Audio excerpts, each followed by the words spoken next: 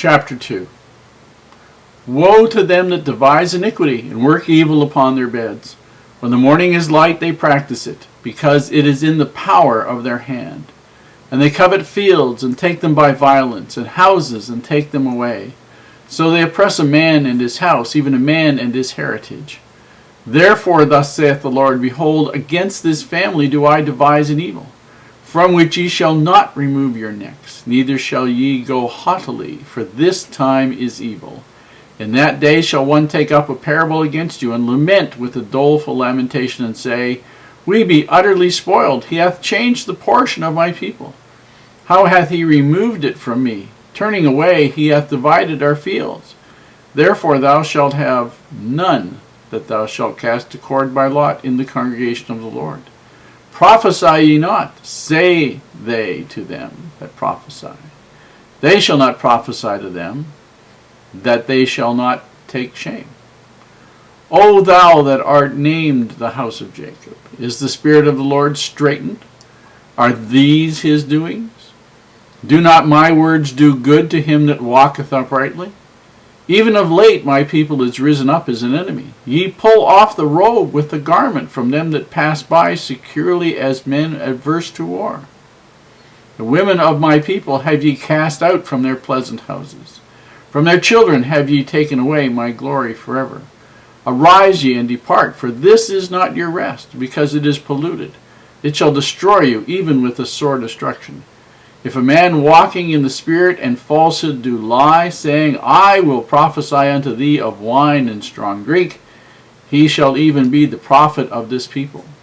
I will surely assemble, O Jacob, all of thee. I will surely gather the remnant of Israel.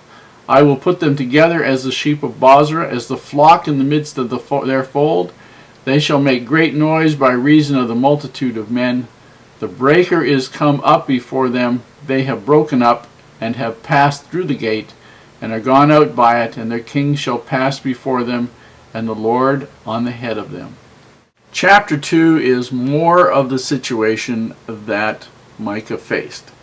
Now, the reason all of the messages of all of the prophets were largely the same, although each one had their individual focuses that were slightly different, like Isaiah was very heavily into the politics of Jerusalem, Micah could have cared less, was that they all faced the same morally corrupt people who were willing to worship images at the drop of a hat. If there was some, and we're not just talking the men, we're talking the women. The women had their own gods, and they sacrificed. Some of them even sacrificed their own children to these gods. And the Lord had to do something about that. Now, Micah's primary focus in the early part here is the morally corrupt leaders of the society. If your leaders are morally corrupt, the tendency is that the people as a group are going to be morally corrupt, because the vast majority of people are followers, not leaders. Doesn't make any difference what people are like. The vast majority of people are followers. They will do whatever they feel they can get away with, and if there's a little bit of sin involved, a little bit of excitement involved into it, and they can get away with it, and it's approved, they'll do it. It's just a simple fact of life. The Hebrews had proved that for generations after generation after generation, and it's the same thing in Canada, the same thing in the United States, same thing all around the world. That's how people are. Now, basically, in the first part of chapter 2, he talks about devising iniquity and work evil upon their beds. And what he's basically, that is a poetic way of saying you gotta understand that we're dealing with Hebrew here, which is the Old Hebrew, which is translated into New Hebrew, which is translated into Old English, which is translated. We're trying to understand with New English.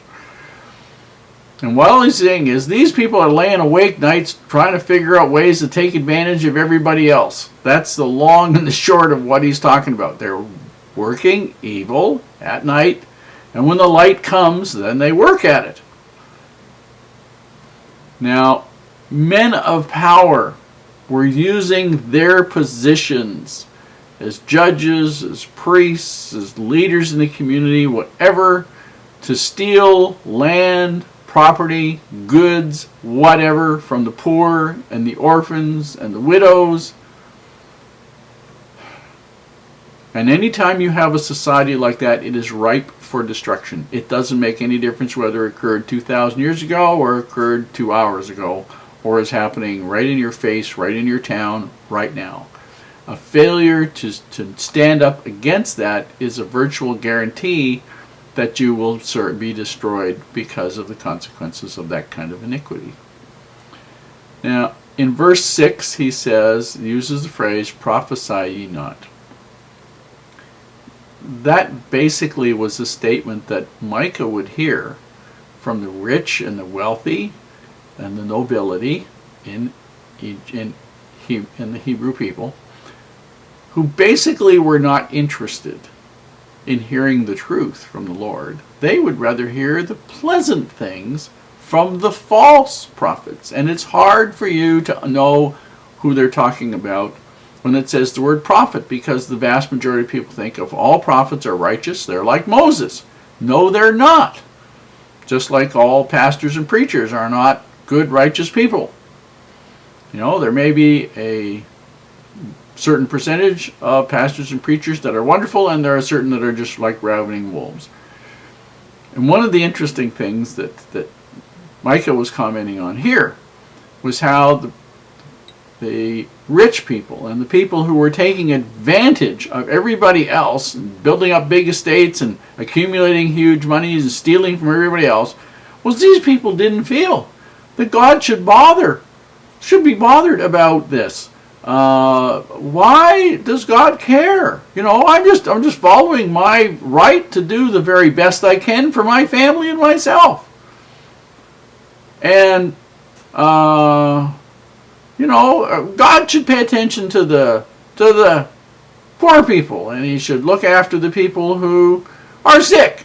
But just leave this threatening judgment and horrible things to people who are just trying to get ahead in life. That's contrary to the goodness of God, isn't it? No, evil will be dealt with. And that's the message that Micah is saying. Evil will be dealt with. Whether you like it or not, if you're evil, you're going to be dealt with. Now,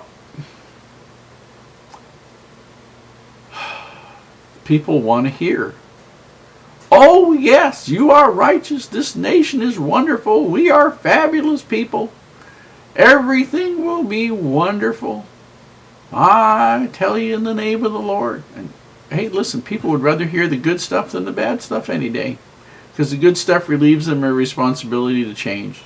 The bad stuff means, I don't like this news, this guy's telling bad stuff all the time, I have to change, I don't want to change. That's what Micah was facing.